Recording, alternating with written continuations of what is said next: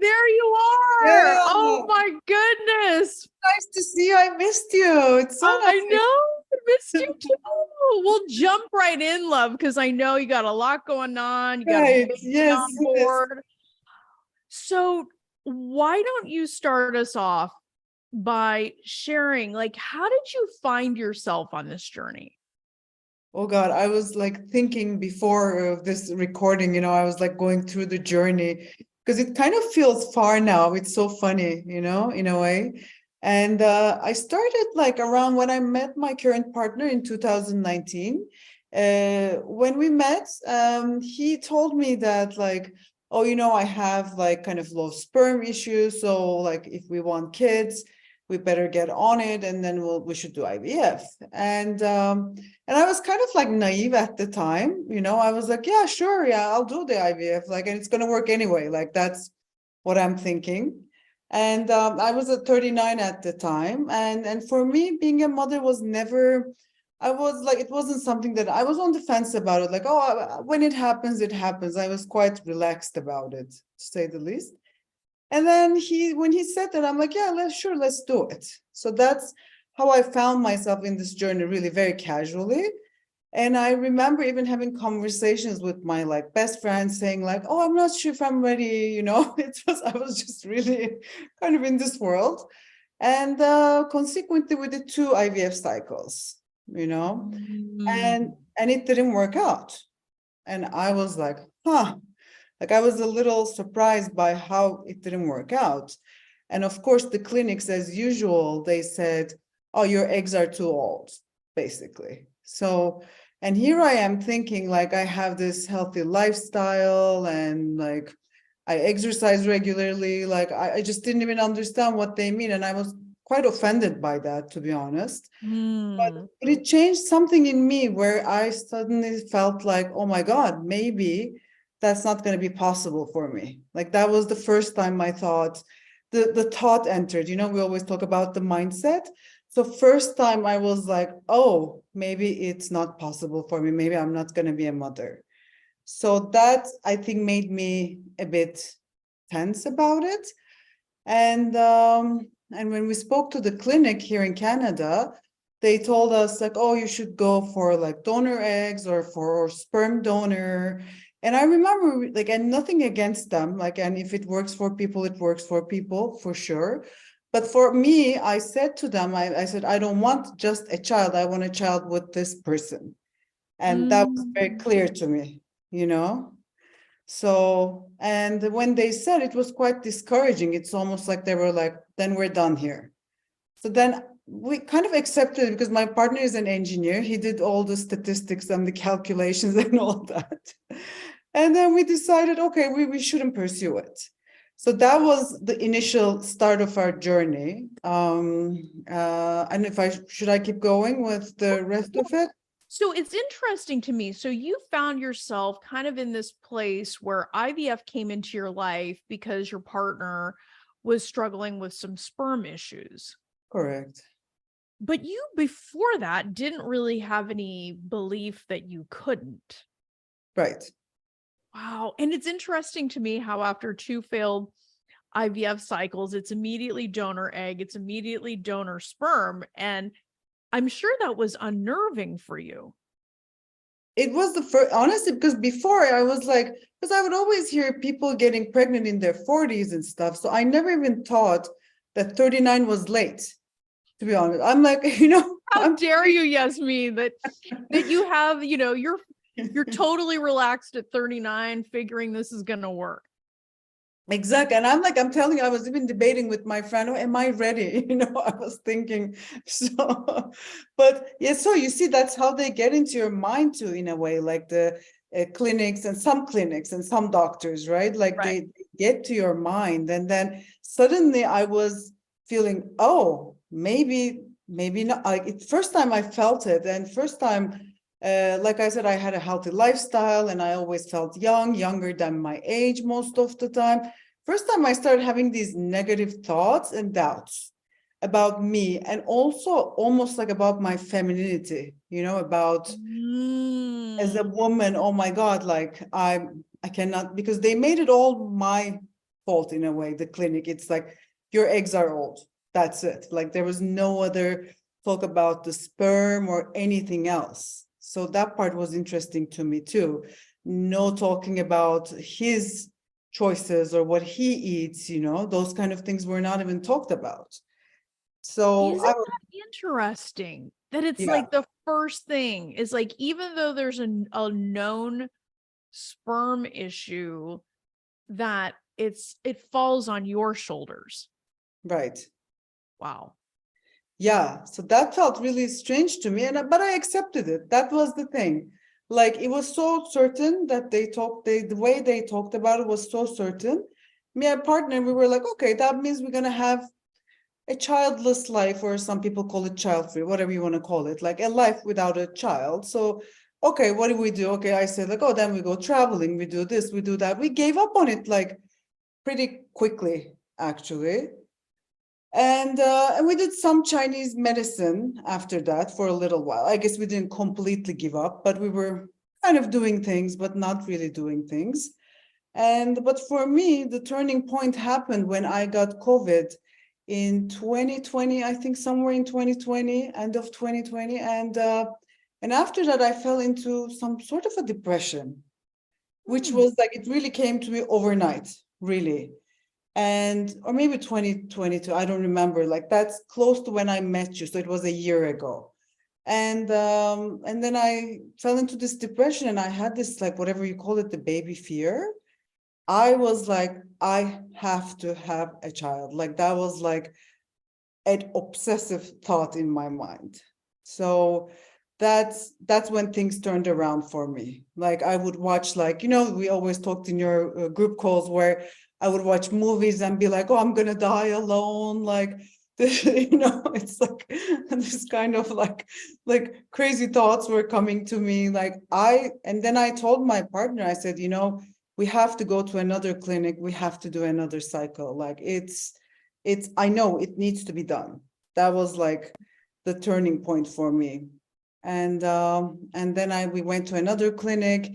We did other tests. And funny enough, at this clinic, the doctor said, Dr. Rob, he said, I don't see why not. Like he was a little confused, like with everything I'm seeing, I don't understand why it didn't work out. I just don't get it. And to me, I was like, oh, like another doctor can say something completely different. So that was like a big turning point. And as you know, I'm from Turkey, and at that point, I also found a doctor in Turkey. God bless him. His name is Murat, and honestly, he also believed in me. He was another person who believed in me, and then he started giving me supplements, all this, and I started like just reading about egg quality because nobody ever talked about it. None of the clinics talked about it. So, and at that point, I think I found you because I was like obsessively looking for things. So that was the point where I found you. And then that was also another big turning point. Mm-hmm. Well, let's talk about that, because here you are kind of getting this sort of ping pong back and forth. You're hearing one thing, that the only option is donor eggs and donor sperm. And then you hear from this lovely other doctor that's saying, well, I don't know why this couldn't happen. And then you hear from this Turkish doctor that believed in you. It's like, it could have been super confusing, but tell me like what it is. Because it sounded like you were getting the right care physically. You were at least on the path to starting Right. to get that. What made you look at mindset though? Because you are an otherwise rational, intelligent woman of the world. Like, what made you want to look at this mindset piece? Honestly, what made me aware was more finding you that made me aware of that. Like, I don't think I was aware of it. Because I was doing like we always talk, right? Like doing all the vitamins in the world and like hypnotherapy. Hypnotherapy is actually was like more like a mindset, which was great. But I was doing everything, like the gluten free, dairy free, like everything. but inside of me, I always felt bad. Like even going to the clinic, I felt kind of a shame, kind of a failure, and this and that. That part I couldn't figure it out. I was still depressed. I was still going through all this, but still not feeling good. I'm like, I felt like, oh, I'm doing it, but it's not going to work anyway. That part was in my mind. And then when I was like Googling, like, because I was Googling like crazy, I was reading every forum, everything. And then I stumbled upon your book and you.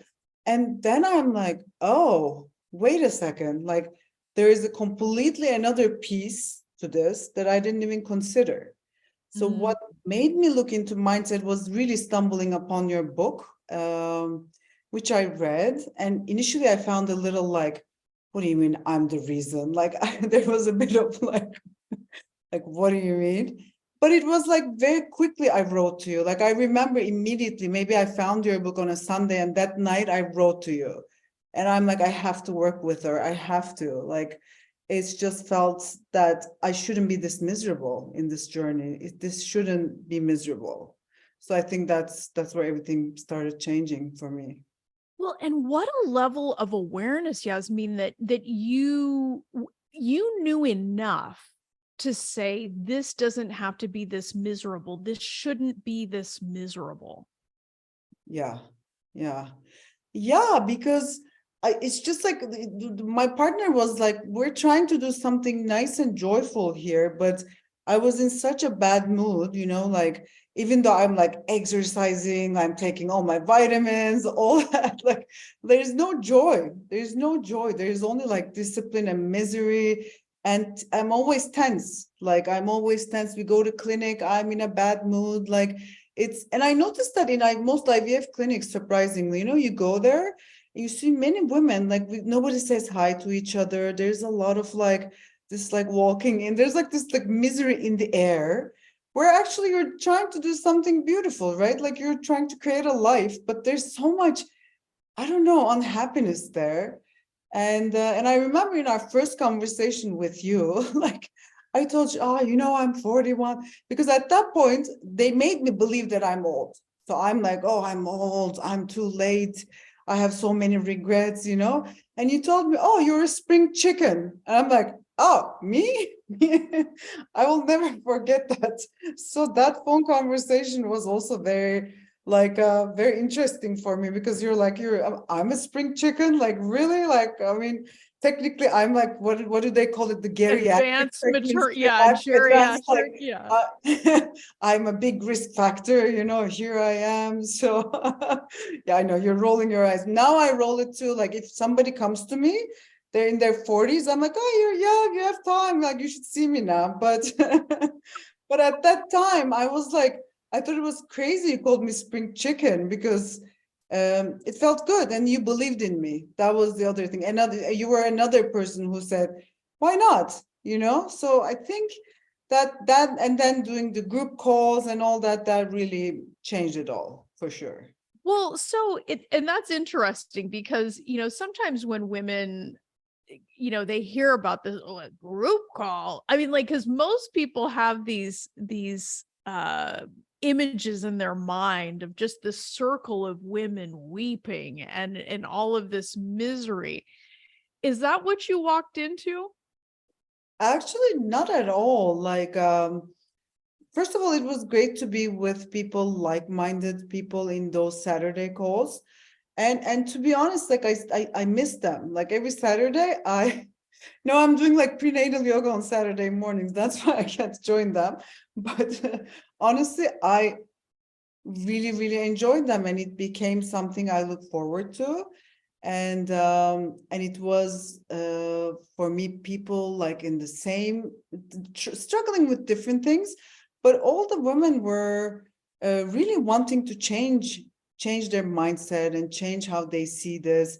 And I could see people, and for me as well, not just like for the baby, like other things start to change in your life.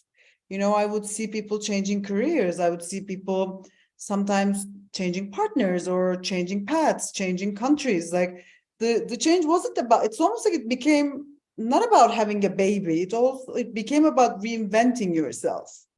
So Mm. that's why I feel like I learned so much and I'm still using what I learned from those Mm, calls and mm, and then the coaching with you, all of it. yeah.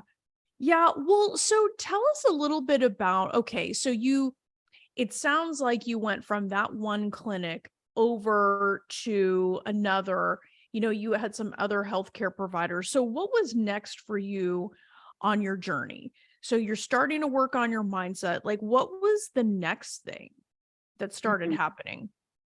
So then we started doing cycles with this new clinic. We did 2 more cycles, and we did something called like batching. So it's like you don't get the results, you just like keep collecting. Mhm. And and then we had like one embryo, one healthy embryo, and that was like a big miracle, which now I'm pregnant with. Spoiler alert, right? Spoiler alert, exactly. So, so then we had one embryo, but one healthy embryo, and but it was still the mindset was important, because then I remember talking to you. I said, like, Roseanne, I have just one, and you were like one is enough. Don't worry, one is enough. And then I had a polyp in my uterus, which every clinic was telling me. And I decided, like, I went to a doctor here, and then the doctor in Canada, our health system is it's a bit challenging, to say the least, especially after COVID. So the way she was behaving and the way she was talking, I really didn't like it. It didn't feel good. And again, I didn't feel like she was believing in me. And that became such an important thing. Like, I learned from your program, the bump squat, that's like, that I want to be with people who believe in me. So I said, you know what? I'm just gonna write duh. You're like, yeah, but that was not that obvious to me, because to me, the doctors know, and I'm the victim, or I'm like the weak person, and whatever they say, I have to take it. But that was the change, that I realized I have the personal power. They don't know it all, because this is such a miracle process that they don't. So, Yes. Oh, that's such an important point, Yasmin, because we think that if a doctor tells us, well, this is not possible for you, or the only thing is donor eggs and donor sperm, we think it's over. mhm. And you're so young, and you only had like 2 cycles. It's not like this was your 75th cycle, and and the writing was on the wall, right? I mean, you're still very early in that process, but you had the ability to say, no, no, no, no. I'm going to build this team. I want people that believe in me, because you're exactly right. Like, most of the time, when it comes to medicine, we kind of see ourselves as victims. We see ourselves, if somebody has a white coat on, they know better than me. Mhm. Mhm. Yeah. And that changed everything, because when I like, so we had one embryo, and one healthy embryo. What, we still have another one, like, we don't know if it's healthy or not, so we still have one at the clinic. But so I had to get that polyp operation, which was like, every clinic said but that was very obvious. So I decided to do it in Turkey. And when I went to Turkey, I had the similar challenges. I'm sure I told you, like, I went to a doctor, and he was like, "Oh, we got to change the shape of your uterus." And I'm like, Excuse me?" Like, I'm like, now, like, the eggs are over. Now it's the problem is my uterus. Like, it's insane, what the things that people can say to you. And I was referred to him because apparently he's like the best IVF doctor in Turkey, one of the best ones. And I waited, I remember, like 45 minutes to see him. And he only saw me like 5 minutes, like, with a quite dismissive attitude. And I had my embryo in Turkey, in Canada, waiting for me. So I'm in Turkey, and he tells me, well, we're going to change the shape of your uterus, but it will take 2 to 3 months for it to recover. And so then you have to come back to Turkey again. Like, it just didn't make sense. And but made me feel like if I didn't do that, I was going to lose the chance. That was like, it was a very, very strange meeting with this doctor. And then I left and that clinic. And then I remember like thinking about you and thinking about all our teachings. And then I said to myself, no, this doesn't feel right. I'm not going to do that. Like, it just doesn't feel right. And I called my OBGYN that I had. She's also from our family, a relative who lives in Turkey. I'm like, why did I not think of calling her? And then I called her and I explained to her, and she said, that's insane. Don't do that, because you're changing the whole environment that you have there for 40 years, and now you're going to change it. This is not the time to change the environment in your uterus, because it needs to be receptive. You don't want to put trauma. But Rosanna, that made me realize again how like nonchalantly, like they just say, oh, let's do this operation, And so I took power into my own hands, and then I called my doctor, and then she said to me, no, I'll refer you to somebody else. Then I found the nicest guy who told me the same thing. No, we're just going to remove the polyp. She said, he said, it has nothing to do with because people can have some uterus issues, but he said, you have no issue as such. Nobody ever told me that. So then I went with my gut, and I went with the other doctor. He was lovely, and he was another person who was really supportive and soft and nice. I had my polyp operation in Turkey. Then I came back to Canada, and in September of like last year, we had the transfer, which worked out successfully, thank God. Yeah. And it's so interesting to me because you were tested very, very quickly. When it came to mindset, your mind was tested quickly thereafter, because you could have easily ignored your instinct and just said, well, maybe there is something dearly wrong with me that I need to change the shape of my uterus. But there was something screaming inside of you telling you, Yeah.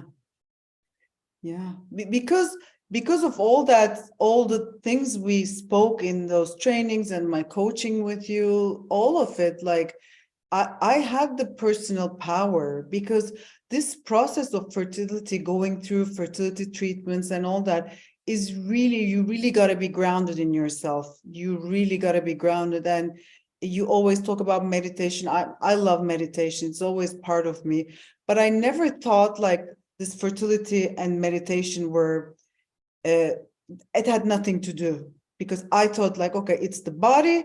The other one is I do spiritually. But that whole process made me understand why meditation or being connected to yourself is important, because you really have to listen to yourself, because people will say all kinds of things, and you really, really got to be grounded in yourself and believe in yourself. That's, to me, is what I learned from this whole process. yeah, well, and the other thing too is your body knows truth when you hear it.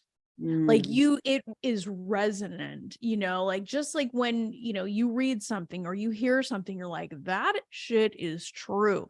I don't know why, but I know that that's true, as opposed, and then you look at the other things, when something's not true, when something is fear. And it's interesting to me that you were able to see that so clearly once you were grounded and once you really started thinking differently. Yeah. Because at that, it's always, because if you listen to, honestly, like everyone says something else, and it's not just doctors, then you will, a big part of it for me also was I felt a bit ashamed, almost like I didn't share my journey with a lot of people, because I'm like, look, here I am, like at the age of 40, like 41, whatever, trying to have a baby. I felt a bit like a loser almost. You know what I mean? It's like there was a lot of shame around it. Maybe it's cultural, I don't know. But like I felt like, oh, I'm such an old person, like wanting a child, and I should have done it before. There was so much of like, even the conversations with people, there's that aspect of it where, but then I started to own it and I started to talk about it. And then I'm sure I shared that with you, that people started praying for me. People started telling me their positive stories of friends who got pregnant at 48 naturally. Like, I realized, oh my God, it's like the help and love is out there, and it's more than the people who are discouraging you. Like, there's more love out there if you just share it, yeah, openly, and like be vulnerable with people. There's more love than the other stuff, you know. Yeah, that's such, I love that you're making that point. It's an extraordinarily important one because the fear stories, Yasmin, that's a dime a dozen. I mean, all you have to do is Google fertility and you'll have 1,000 shit stories that you can read if you want. But there are so many stories that go unshared of success at ages that people think it's not possible, but it happens every day. I mean, on a planet of almost 8 billion people, there's a certain percentage of births every day that are occurring for women over 40. Right. Right. But we just don't hear about it. We just don't hear about that because that doesn't get headlines in the same way as the fear does, So what were some of the things that you saw changing in you that you think are important to share with the women listening? What were maybe some of the things that really maybe surprised you or that you thought was really, really important that changed about you? Well, first of all, like, I always thought this, like, and I'm still into like a lot of spiritual practices and all that. And to me, it was always about accepting where I am. What really changed big time was I have the capacity to manifest things. I have the capacity to make things happen. So to me, that's what changed, first of all, in my spirituality, like the faith, the belief that I have the power. It's not just about passively sitting and accepting.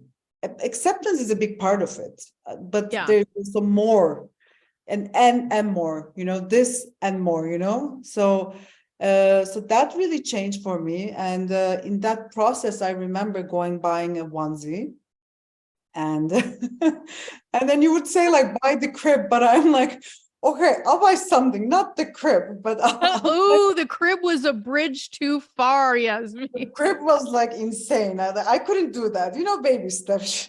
So, Yeah, but yeah, buying the onesie, and I remember like sweating, like going to buy the onesie, which is what, like $20, like so, yeah. so, you know what I mean? It's not about the value. It's about like being the crazy person, just like how crazy are you to believe in this? And I remember that day going, like shaking, so excited, buying that onesie, as if everyone in the store knows that I don't have a child or nobody cares, whatever. First of all, nobody really cares if you buy the onesie or not. And then I came home, and the craziest part was I showed it to my partner. And that was big. That was huge because he's very rational guy. Like I told you, he's an engineer. He's very rational. And to me, to show him that part of me, I'm like, he's gonna think like, okay, look at her, she's crazy, But that was big. That was big. And then he actually like was happy about it. He's like, oh, well done, great. And I still have that onesie. It's funny. So doing those kind of things, or I put like a picture of a baby in my phone background, and then people would ask me, oh, who's this baby? Because like, everybody sees your phone. I'm like, oh, I'm manifesting this baby. These are like, you gotta understand, these are like big things for me, because I can be kind of prideful sometimes, or like I don't like to show my weaknesses, if you call it a weakness or whatever. I don't like to be wrong. So these were the big steps. So I would say, like, I think for me, it's like being open, to this adventure, and it's an adventure, and really, honestly, just never give up. Like really, like if last year where I was and here I am, like pregnant, it's really unbelievable. I cannot believe I was in such a dark space a year ago. Why was I in such a dark space? It just doesn't even make sense now, looking back. I would enjoy that period more, which you tried to explain over and over again. And I would enjoy it more. I think I would travel more. I would drink more. I don't know. I would do, instead of being miserably like trying to. Well, you are yet another example of what happens when you just start living your life. It doesn't mean that you don't want this baby. It doesn't mean that you give up on this baby, but you say yes, and yes, I'm trying to conceive and I can have a life. I mean, look at you. You were traveling from Canada to Turkey. You had a people praying for you, got a village, like pulling for you in Turkey. I mean, you allowed yourself to believe in a way that, based on the statistics, you shouldn't have. Yeah. That's massive. I mean, you did that in a year. I mean, like, nobody believes me when I tell them, I say, look, you can be in a very different place a year from now. People think, oh, blah, but you're proof. Yeah. Yeah. And honestly, when I would hear other women saying, if I can, you can. And I'm going to repeat the same thing. If I can be here, anyone can be here. Because we gave up. Like, we weren't even going to try it. Like, it was like, okay, that doesn't, okay, let's move. It's just, there was like such a slim chance. Like, if you ask the doctors, there was such a slim chance with our situation. And we didn't have a healthy embryo, like of all, like we had one healthy embryo, and one, and I remember you telling me one is plenty, like one is more than enough. I remember telling me. So if I can be here and doing this, like being pregnant, I think anyone can do it. It's just like, I don't think you should give up. That's to me is like the main thing. Yeah. Well, and how far along are you today? 31 week. Oh my goodness. I mean, can you believe we're having this conversation? I mean, when you think about it, like, isn't it just, you go from reading the book and, and all of this, and now you're a guest on the podcast. Yeah.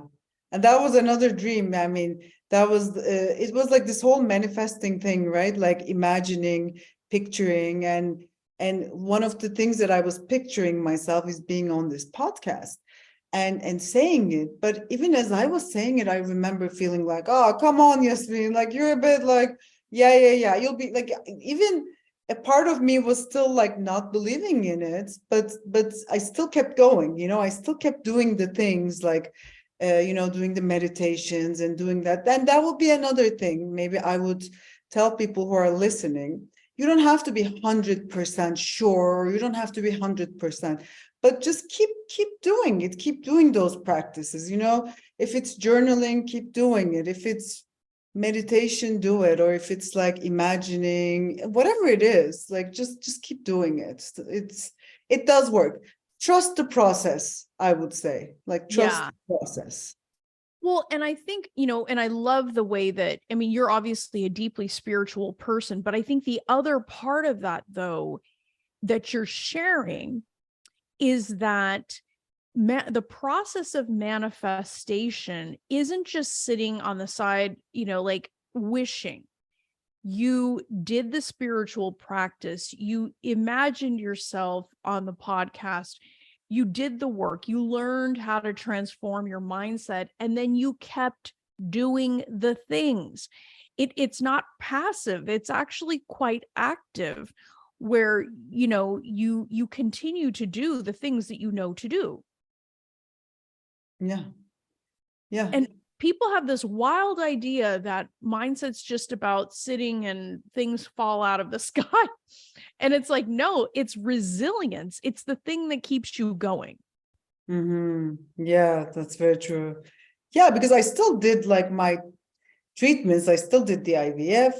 I still did my supplements, but I just wasn't, the shift was that I was doing the same things, but I just wasn't miserable. So I think that was the shift, not like starting to believe and enjoy. And while I'm doing that, have an ice cream sometimes, it's like, it wasn't like, of course, like I did everything that needs to be done also, but Right.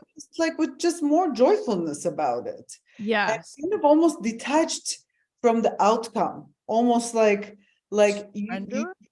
surrender, exactly. maybe that's But that's, I mean, I think this is such a powerful conversation though, Yasmin, because people think that surrender is giving up, but it's exactly what you're talking about is you're letting go of attachment to the outcome. You know that you're going to figure this out, but it's that period of time between where you are today and where you want to be that does not have to be miserable. And if it is miserable, you're more likely to quit. But if you learn how to think and you get beyond all the fear and the doubt and you develop the resilience to keep going, well, then you end up 31 weeks pregnant with one healthy embryo despite insane odds. right, right. And I remember, like, I have a friend who she got pregnant with also IVF, and she would always tell me, Yasmin, don't give up, it only takes one. It only takes one. Like, she would always tell me that. And I want to mention her too, because I just didn't, I always thought like I should have like 16, 20 years. So like, this whole belief, like everything we believe, honestly, it needs to be questioned. It really needs to be questioned, our belief systems. And yeah, like just keep doing it, and it dreams come true. Dreams do come true. Yes. Yes. And you get to do it on your terms. So man, Yasmin, I'm so grateful that you're sharing this story. And I gotta tell you, like, you do not mess with Turkish women, man. Like, people will remember Fatma from the Well, I remember Fatma. yeah, I mean, it's like, do not mess with this woman and her dream because she's gonna make this thing happen. Like, I'm just so happy for you and so proud of what you've become and truly what you unleashed inside of you, because it was already there. And I think you know that.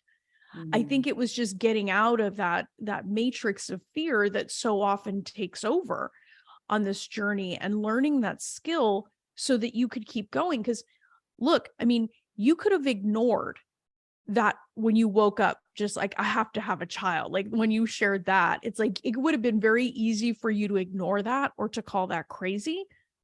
But look at what happened as a result of following your heart. Mm. Yeah, yeah. That's incredible, woman. That's incredible. I mean, thank you so much for sharing your story, Yasmin. This has just been, it's incredibly compelling. And I love that you said the one thing that every woman needs to hear is that if you can do it, they can do it. I mean, it's just incredible.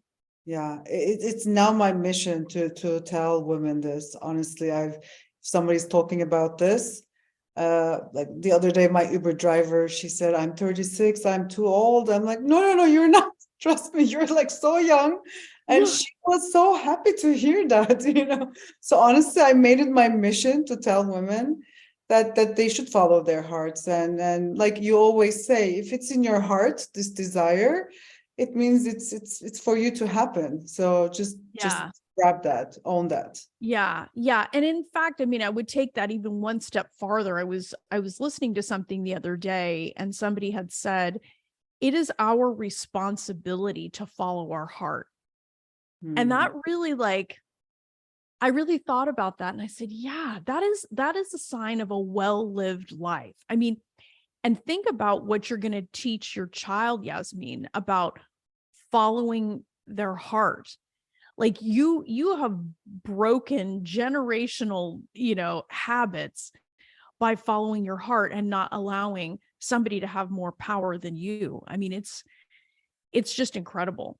So thank you for sharing that, woman. Thank you. No, it's my pleasure, honestly, and I'm so happy to be here, and I'm just, it makes me so happy. Another dream come true. So I know. I know. Well, thank you so much, thank you so Yasmin. I know much, Roseanne. you're You're touching so many lives with this story. Thank you. Thank you, Rosa. You're touching people's lives in many other ways. Thank you so much. Love this episode of the Fearlessly Fertile podcast? Subscribe now and leave an awesome review. Remember, the desire in your heart to be a mom is there because it was meant for you.